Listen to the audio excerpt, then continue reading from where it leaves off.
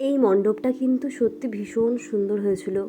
এদের থিমটা এতটাই ভালো আর এতটাই ক্লোজ টু হার্ট, একদম বলতে পারো মাটির সাথে রিলেটেড সব কিছু রয়েছে এই থিমটার মধ্যে।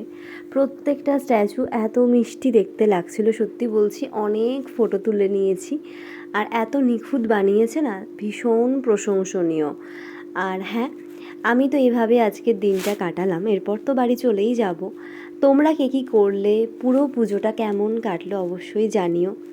আমাদের এই মুহূর্তে সোসাইটির সিচুয়েশান খুব ভালো নয়, তবুও কিছুটা নিজেকে পজিটিভ রাখার চেষ্টা করছি।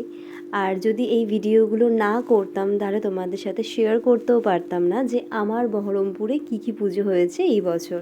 তাই যতটুকু পারলাম এত খিচিমিচির মধ্যেও চেষ্টা করলাম তোমাদের সাথে সব কিছু শেয়ার করার। এতে আমারও মনটা ভীষণ ভালো লাগবে আর মনে হবে তোমাদের অনেকটা কাছাকাছি আছি।